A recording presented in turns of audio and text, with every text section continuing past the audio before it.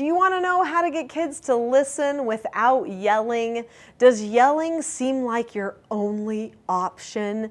Otherwise, they just ignore you. You're not alone. A lot of parents are dealing with that. I'm Nicholeen Peck. I teach all over the world about parenting, good communication, how to build strong family bonds, child development, and education, all through the lens of the principle self-government. And in this video, we're talking about the self-government approach to getting those kids to listen. So you give your child an instruction. They ignore you. You yell. They ignore you.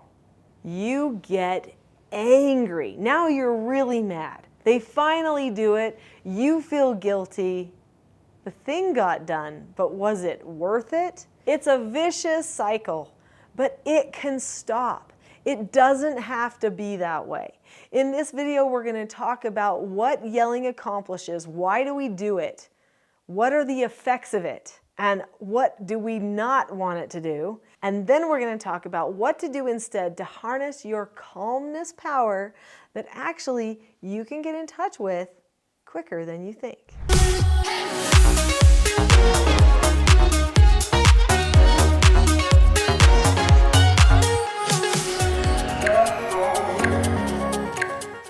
So we're going to discover in this video why yelling doesn't work and what actually does work instead. So what does yelling teach our children?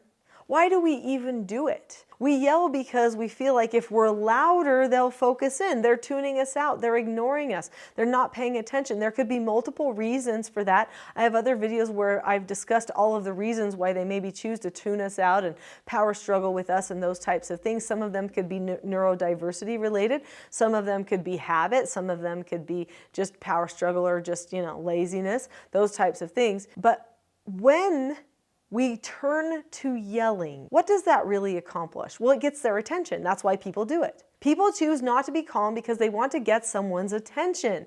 They want someone to look like, oh, that was a loud noise. What's happening over there? That's the whole idea.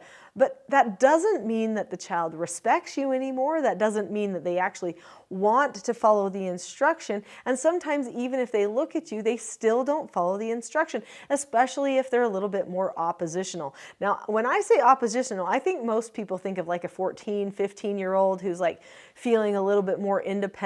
But you could have a 3-year-old or a 4-year-old that's like, no, I don't want to do that anymore, because they experiment with those same types of behaviors and see how much power they can get away with. So what does yelling teach our children? It teaches them that they shouldn't pay attention until someone yells. Until someone gets emotionally manipulative, they should just ignore, and then that's completely okay. It puts the tolerances up way too high. If you are tolerating, ignoring, and you're going to nagging and yelling, you're teaching them that they should wait until you yell or get angry before they actually pay attention and do what it is that you're telling them to do or not to do. That's actually a bad lesson. It doesn't teach them to be self-governed, self-motivated, to take action on their own. And that's what we want to teach them, right? So if we want to teach them to be self-governed and to take action on their own, we have to pre-teach them ahead of time the skills that they are going to need for success. To be very clear, a person who is self-governed can give themselves instructions and follow through, can give themselves no answers, and can accept criticism from others, can accept consequences, and even do self-corrections. And they can disagree appropriately with other people around them, and even with themselves, meaning that they don't beat themselves up when they do something wrong. Instead, they just regroup and plan for how to solve the problem and move forward. That is what a self-governed person can do. Does that sound like a pretty high bar? It is a high bar. It's something that many of us work our whole lives to try to accomplish, but it is absolutely the recipe for freedom. So if you want your child to be a self-governed adult and to learn how to instruct themselves and accept no answers from themselves, then you also need to teach them initially how to follow your instructions and accept no answers from you. That's something that you can have a dialogue about, and you can assess with them so that they can analyze how they're doing at utilizing all of those skills. It's super important for us to acknowledge that when we are yelling, we're desperate, okay? We are. That's why we do it. Otherwise, we would do it the very first thing, okay, with every single person that we know. And we don't do that. It's socially unacceptable, but it shows that we're in the wrong brain, right? We're in our midbrain. We're now starting to panic. Sometimes people might even go all the way to back brain before they finally get to the yelling. But at that point, they're like, I'm going to force this. And they are desperate, worried, fearful. That's the reason why we yell. We need to know that. Oh, I hate to even say this because I don't want people to beat themselves up, but it's actually weakness. And we know it, we feel it. When a person doesn't have to yell, and that doesn't mean that they're just angry always, like passive aggressive, no, but when they're just calm, they don't have to yell, they can talk about things, they're actually okay with a person making a choice and having a behavior, even if it's, maybe slightly inconvenient to talk about it, they're actually okay.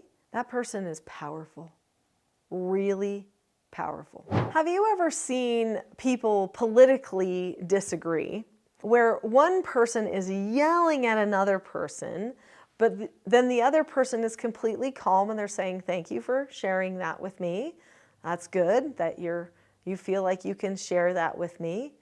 And they're actually talking calm back. And then what happens is the other person first gets angry because they're trying harder and harder to get the other person to emotionally reflect what it is that they're sending at them, to give them a clue that they got their anger and that maybe even get them to get angry too. But guess what? If that person never does, soon this other person just calms down because there's nowhere to go. You have no fuel for the fight.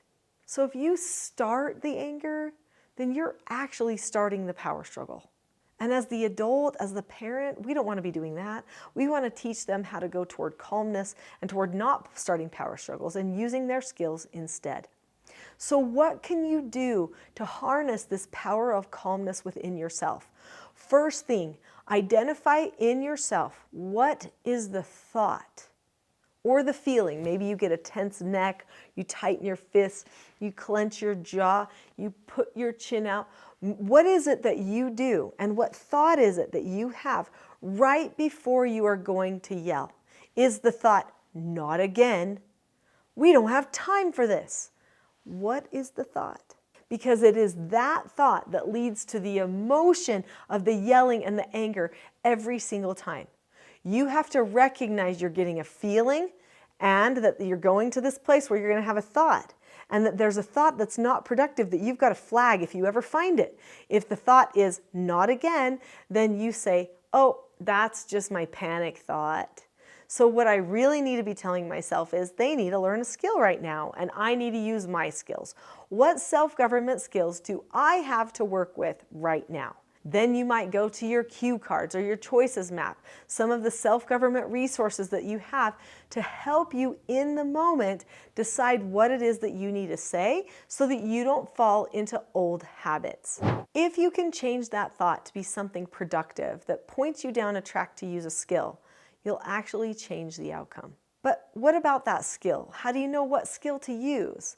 Okay, this whole channel is about that. In fact, my website, teachingselfgovernment.com, will give you the scripts that you need so that you don't keep following the same script that you've created for yourself that's not working. We get to program ourselves. You've already programmed yourself to do something that maybe is not being very productive for you. Acknowledge that and decide to do some reprogramming. It can make a big difference. So what do you need to do to get them to listen the first time? Pre-teach them all the skills that you will use and the skills that they need, like the 4 basic skills. Teach them the steps and the words that you will use in a correction and in the rule of 3 for when they go completely out of control. And then when you give them an instruction or a no answer and they don't do it, you can go straight to the correction and just move on. Now, there is one other secret weapon as far as a teaching self-government secret weapon goes for having children listen the first time. and that is pre-teaching. When you pre-teach your children about the skills that they need for success, then that child is more likely to use the skills that they need. Now, there are 6 steps to an effective pre-teach. I'm not going to share them with you right now, but I am going to refer you to a full-length class that will go into more details about these skills and principles of self-government to help you. The class is called The Not-So-Known Secret for Parenting Success. Click on the link to that video next. I'll see you there.